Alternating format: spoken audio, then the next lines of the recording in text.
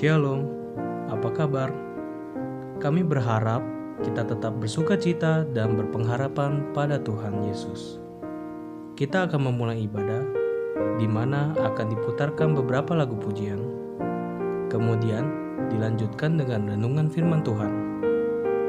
Selamat beribadah, Tuhan Yesus menyertai kita semua.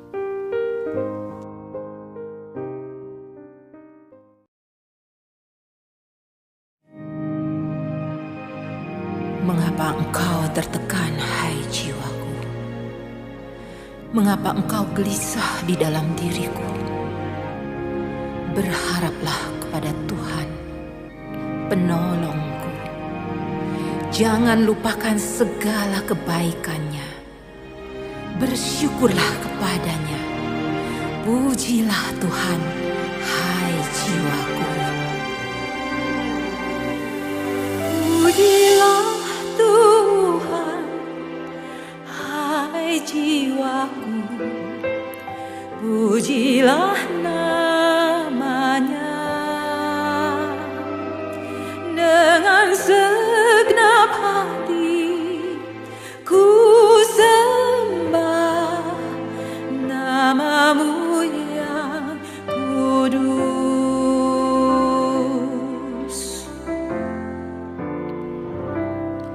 Terbit surya, datang hari baru, kembali ku puji Tuhan. Apapun yang lalu, apapun yang di depanku, ku bernyanyi saat malam tiba. Pujilah Tuhan, hai jiwaku, pujilah namanya. Dengan segenap hati ku sembah namamu yang kudus. Penuh kasih Tuhan, panjang sabar, murah hati, namamu besar. Kebaikanmu selalu ku nyanyikan. Ribuan alasan ku temukan. Pujilah Tuhan, hai jiwaku, pujilah namanya. Dengan segenap hati ku sembah namamu yang kudus. Pujian ini akan terus kubawa sampai akhir kehidupanku, bahkan terus sampai ke surga. Saat kekuatanku mulai lemah, aku tiba di batas waktu, tetap jiwaku terus memujimu. Ribuan tahun sampai selamanya. Pujilah Tuhan, pujilah Dia, pujilah Tuhan, hai jiwaku, pujilah namanya. Dengan segenap hati ku sembah namamu yang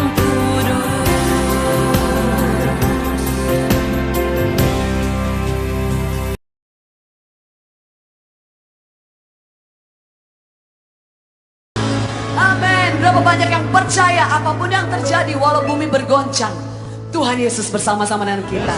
Dan kita tetap kuat. Haleluya.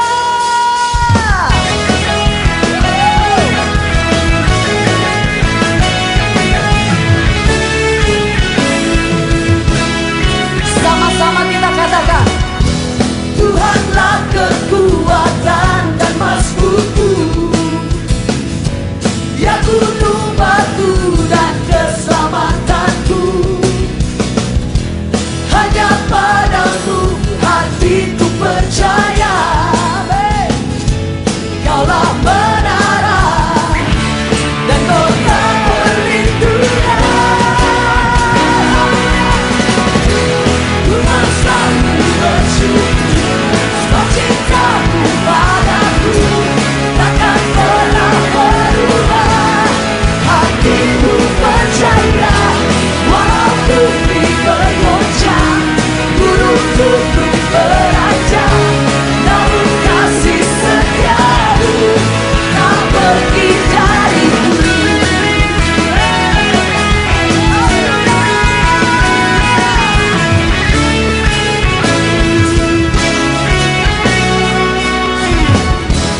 Tuhanlah kekuatan dan mazmurku, ya gunung batu dan keselamatanku. Hanya padamu hatiku percaya, Kaulah menara dan kota perlindungan. Ku selalu bersyukur sebab cintamu padaku takkan pernah berubah. Hatiku percaya walaupun di bergoncang, gunung-gunung beranjak, namun kasih setiamu dapat melanggar sampai kita semua.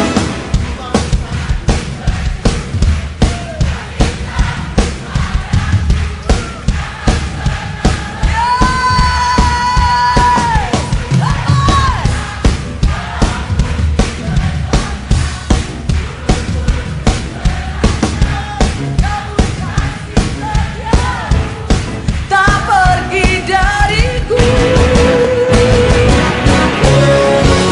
Ku mau selalu bersyukur sebab cintamu padaku takkan pernah berubah. Hatiku percaya walaupun di bergoncang, gunung-gunung beranjak, namun kasih sekali lagi, lebih keras lagi. Ku mau selalu bersyukur sebab cintamu padaku takkan pernah berubah. Hatiku percaya walaupun di bergoncang, gunung-gunung beranjak, namun kasih setiamu tak pernah. Katakan kasih setiamu, kasih setiamu tak pergi dariku. Kasih setiamu tak pergi dariku.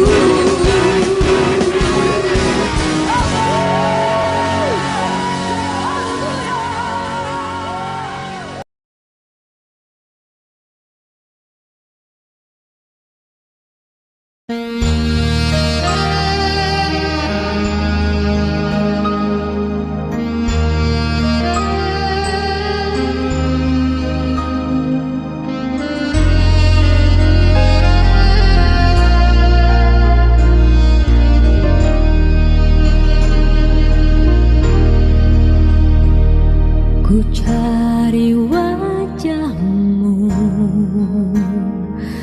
temukan kasihmu.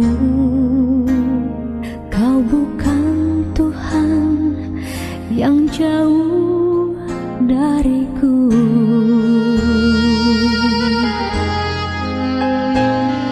Ku panggil namamu, ku dengar jawabmu. Kau Tuhan yang selalu dengar seruan hati.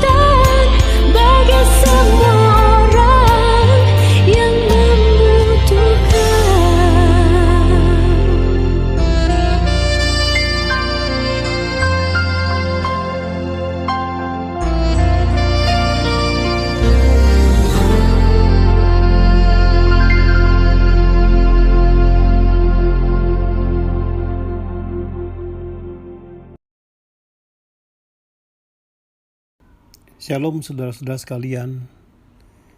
Ini untuk kesekian kalinya kita beribadah dari rumah.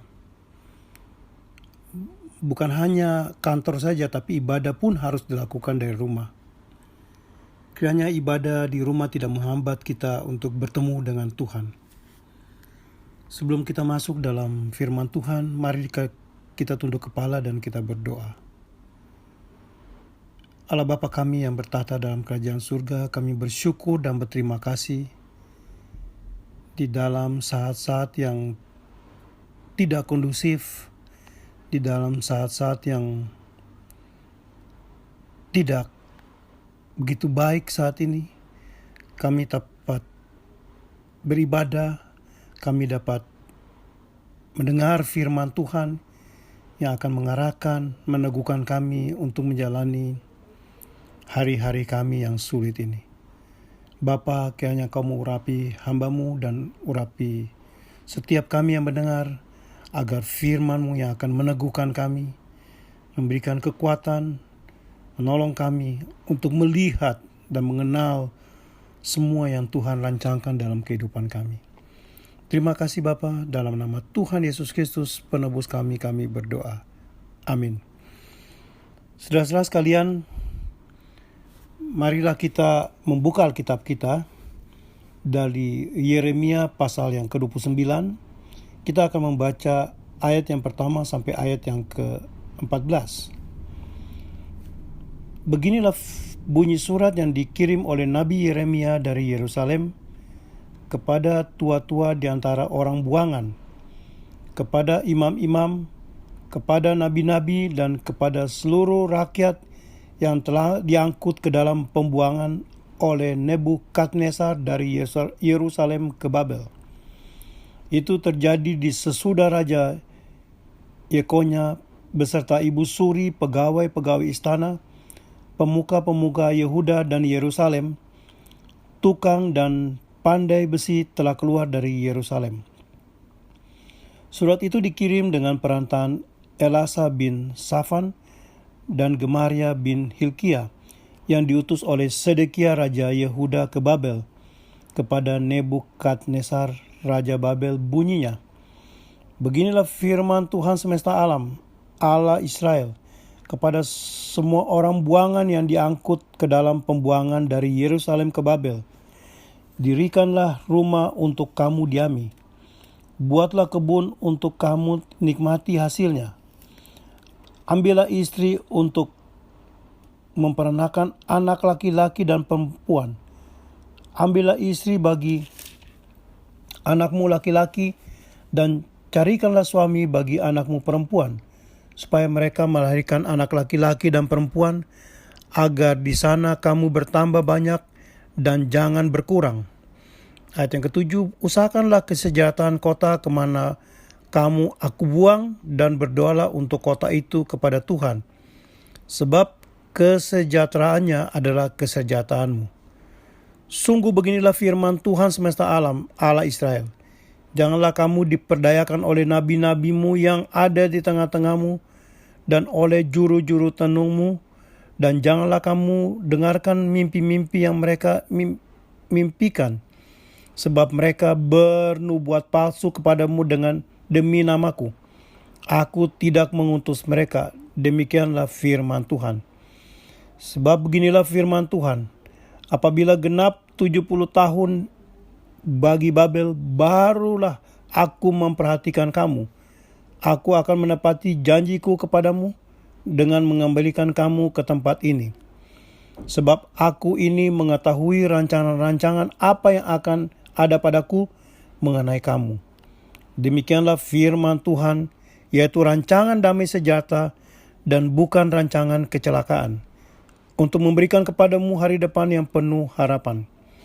Dan apabila kamu berseru dan datang kepadaku, untuk berdoa kepadaku, maka aku akan mendengar kamu.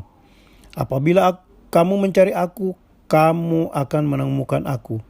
Apabila kamu menanyakan aku dengan segenap hati, aku akan memberi kamu menemukan aku. Demikianlah firman Tuhan. Dan aku akan memulihkan keadaanmu dan akan mengumpulkan kamu dari antara segala bangsa dan dari segala tempat kemana kamu telah kucerai-beraikan. Demikianlah firman Tuhan, dan aku akan mengembalikan kamu ke tempat yang dari mana aku telah membuang kamu. Demikianlah firman Tuhan yang sudah kita baca. Tema yang saya akan sampaikan pada hari ini adalah damai sejahtera dalam keadaan dan kondisi yang tidak damai. Saudara sekalian yang dikasihi Tuhan Yesus Kristus, apakah ciri khas dari jiwa seorang anak Tuhan atau ciri khas dari jiwa seorang yang dikatakan orang Kristen? Jawabannya adalah damai sejahtera dalam situasi apapun.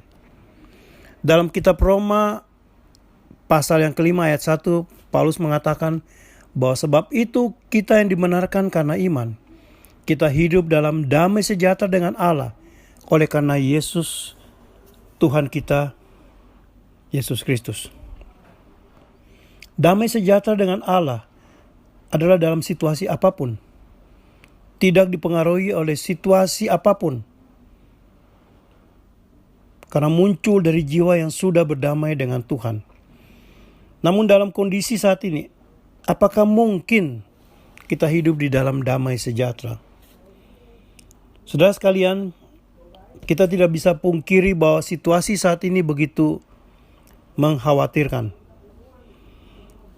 akibat virus corona yang sedang melanda dunia. Seorang pengamat mengatakan bahwa virus corona bukan saja menyerang fisik orang, tapi saat ini sudah menyerang jiwa orang. Maka saat ini banyak jiwa yang terguncang, timbul khawatir yang berkepanjangan. Orang-orang menjadi paranoid, takut keluar rumah. Demikiannya halnya kita anak-anak Tuhan turut masuk di dalam kondisi tersebut. Saudara sekalian, banyak orang, teman seiman kita menyatakan bahwa dia stres, dia parno, dia merasakan ini dan itu. Padahal sebelumnya tidak pernah merasakan hal itu.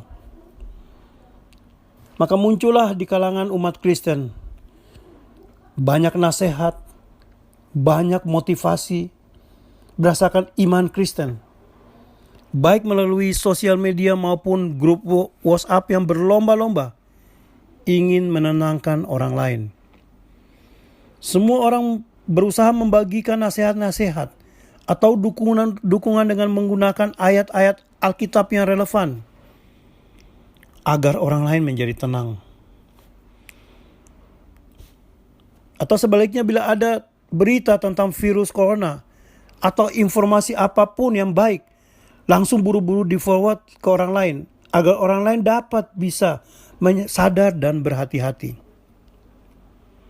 Saudara sekalian, sebenarnya kondisi ini sama dengan kondisi bangsa Israel ketika itu di dalam pembuangan, dan melalui ayat-ayat yang kita baca tadi, mereka tersiksa, mereka ada di bawah penindasan, di bawah tekanan, mereka tidak punya hak, mereka tidak dihargai, karena mereka adalah orang-orang yang dibuang, ditahan. Mereka tidak tahu kapan pembuangan itu akan berakhir, kapan mereka bisa merdeka lagi. Dan saat itu ada nabi yang memberikan nubuat palsu tentang masa pembuangan yang berlangsung sementara saja. Namun nubuatannya tidak sesuai dengan rencana Tuhan. Maka untuk merespon pengaruh nubuat palsu itu, Yeremia menyampaikan pesan yang benar-benar serasi dengan rencana Tuhan, rancangan Tuhan terhadap orang Israel dengan membuang mereka ke Babel. Saudara sekalian yang dikasihi oleh Tuhan Yesus Kristus, apa yang dikatakan oleh Yeremia sebagai pesan dari Tuhan?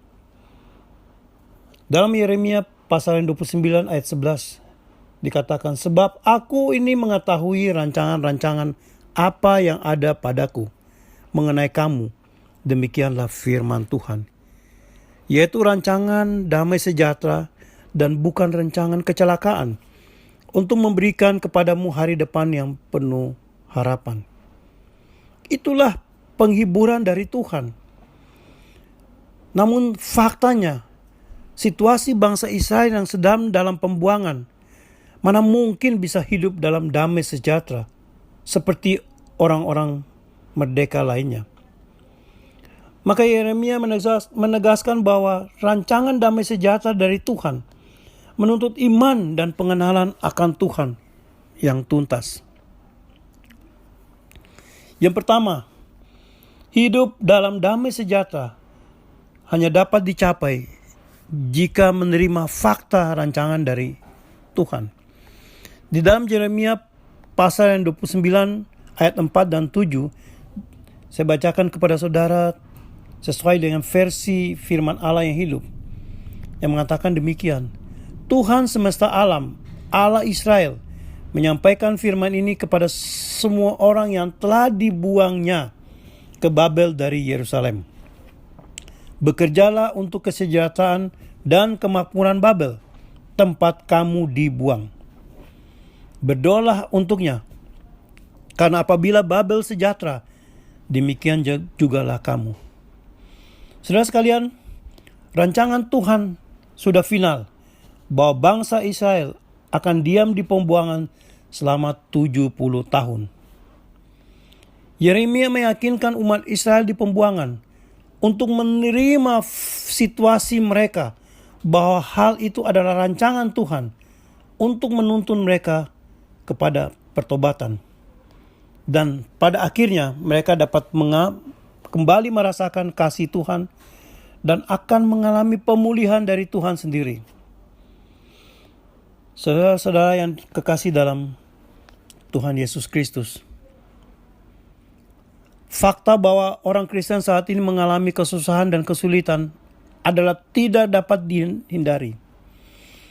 Kita pun harus sadar bahwa kita mengalami kesulitan dalam hidup, apapun status rohani kita di hadapan Tuhan.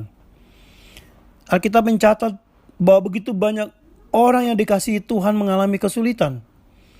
Orang yang kelihatannya begitu dekat dengan Tuhan justru begitu menderita, untuk membawa mereka bertumbuh semakin mengenal Tuhan. Saat ini kita sama-sama menghadapi masalah kesehatan yang dapat menimbulkan kematian. Angka kematian yang terus bertambah dari hari ke hari dengan merebaknya virus corona yang seakan-akan tidak terkendali lagi. Korban yang timbul di berbagai negara Eropa, Amerika begitu banyak, dan penyebarannya masih terus berlangsung. Upaya-upaya pemerintah khususnya Indonesia terus dilakukan di tengah-tengah kritik dan bahkan ditunggangi dengan tujuan yang lain, yaitu tujuan politik. Bagaimana dengan iman kita? Ini fakta yang harus dihadapi berdasarkan kedaulatan Tuhan sendiri. Saudara dan saya sebagai anak-anak Tuhan juga turut menghadapinya. Bahkan tercatat belasan hamba Tuhan yang sudah meninggal karena virus ini. Belum lagi terhitung orang Kristen yang lain. Saudara, disinilah iman kita merespon kejadian ini dengan cara melihat dari sudut pandang Tuhan, bahwa semua rancangan Tuhan adalah untuk kebaikan umatnya. Yang kedua, hidup dalam damai sejahtera dapat dialami jika tetap menjadi berkat walaupun di dalam keadaan yang sulit. Di dalam Yeremia 29 ayat 5-7 dikatakan, "Dirikanlah rumah untuk kamu diami. Buatlah kebun untuk kamu nikmati hasilnya. Ambillah istri untuk memperanakan anak laki-laki dan perempuan. Ambillah istri bagi anakmu laki-laki dan carikan suami bagi anakmu perempuan, supaya mereka melahirkan anak laki-laki dan perempuan, agar di sana kamu bertambah banyak dan jangan berkurang. Usahakanlah kesejahteraan kota kemana aku buang, dan berdoalah untuk kota itu kepada Tuhan, sebab kesejahteraannya adalah kesejahteraanmu. Saudara sekalian, rancangan Tuhan adalah untuk damai sejahtera. Maka bangsa Israel pun dipanggil untuk menjadi alat Tuhan, mensejahterakan lingkungan mereka, mensejahterakan tempat tinggal mereka. Seperti ketika Tuhan memilih mereka pada awalnya untuk menjadi berkat bagi bangsa-bangsa. Saudara sekalian, saat ini bertepatan dengan perayaan Jumat Agung dan Paskah yang mungkin kita tidak akan rayakan di gereja. Kita diingatkan kembali bahwa Kristus sudah mati dan bangkit untuk menebus dosa kita. Kita adalah umat pilihannya. Oleh karena itu jangan terfokus kepada virus corona. Jangan terfokus kepada kesehatan kita. Tapi baiklah kita mau fokus lebih dalam lagi makna penebusan dosa. Itulah anugerah yang besar yang membalikan nasib kita. Dari status orang yang berdosa menjadi orang kudus. Dari status orang yang mati menjadi orang yang hidup. Dari status tidak punya pengharapan menjadi orang yang berpengharapan akan hidup yang kekal. Inilah yang paling utama dalam hidup saudara dan saya saat ini. Oleh sebab itu, kita ditempatkan di dunia ini yaitu menjadi berkat bagi orang lain. Dimanapun dan kapanpun Tuhan tempatkan, kita tetap menyaksikan Kristus melalui hidup kita. Saat ini, ketika ada dalam situasi yang mencekam seperti ini, dengan melihat bertambahnya banyaknya korban yang positif maupun yang meninggal, apa yang menjadi sikap saudara dan saya? Mari kita tetap hidup sesuai dengan anjuran pemerintah. Namun kita tetap harus menjadi berkat bagi orang lain. Dengan cara membuka mata dan hati kita terhadap orang lain yang saat ini membutuhkan.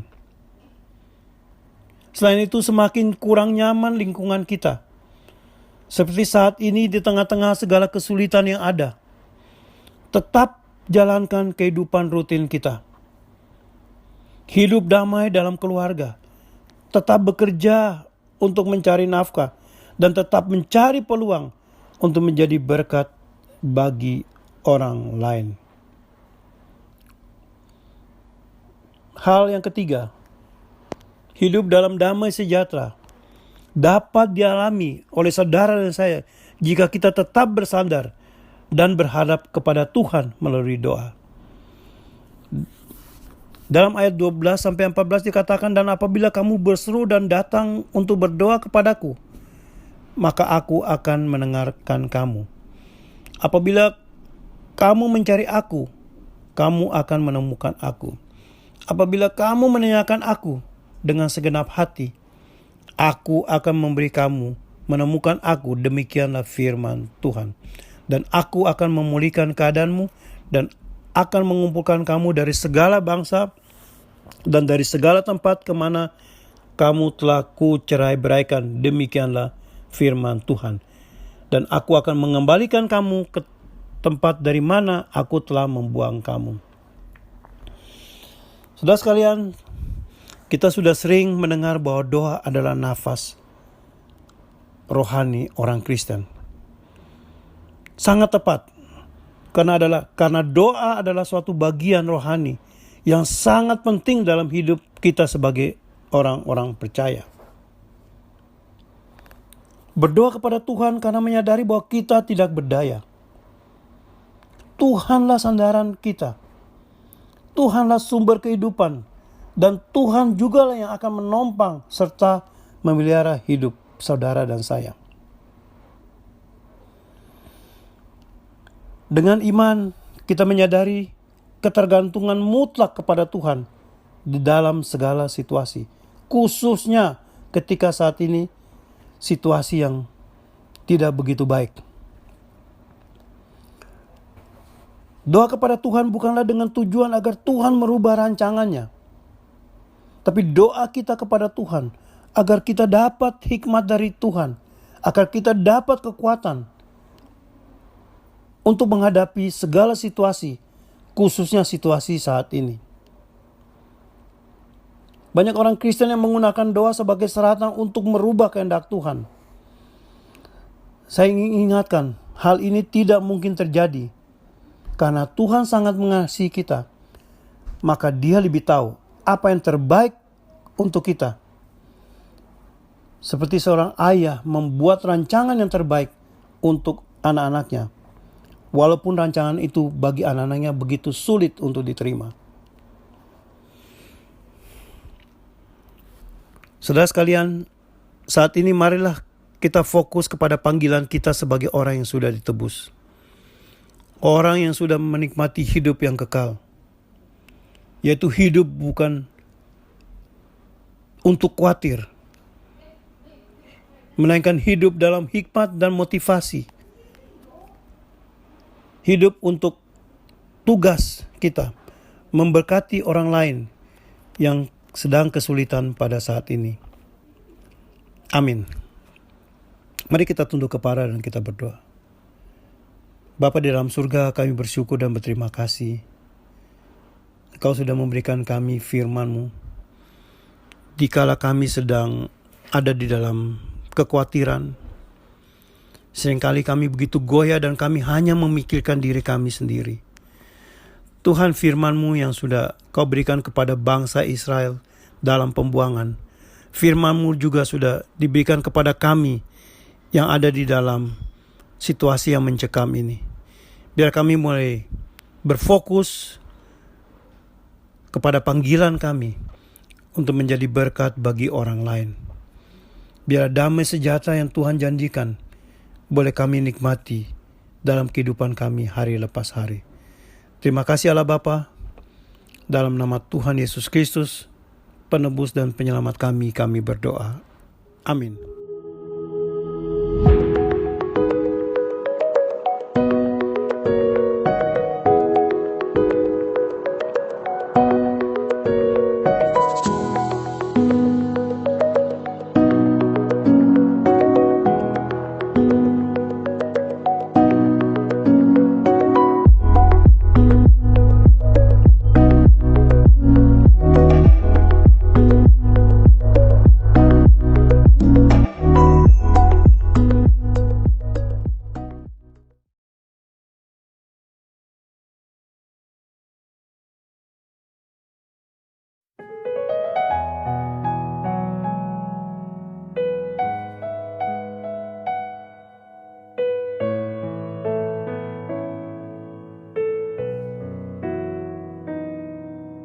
Hatiku tenang berada dekatmu, Kaulah jawaban hidupku. Hatiku tenang berada dekatmu, Kau yang pelihara hidupku. Pertolonganmu begitu ajaib, Kau telah memikat hatiku. Di saat aku tak sanggup lagi, di situ tangan-Mu bekerja. Pertolongan-Mu begitu ajaib, Kau telah memikat hatiku. Kini mataku tertuju padamu,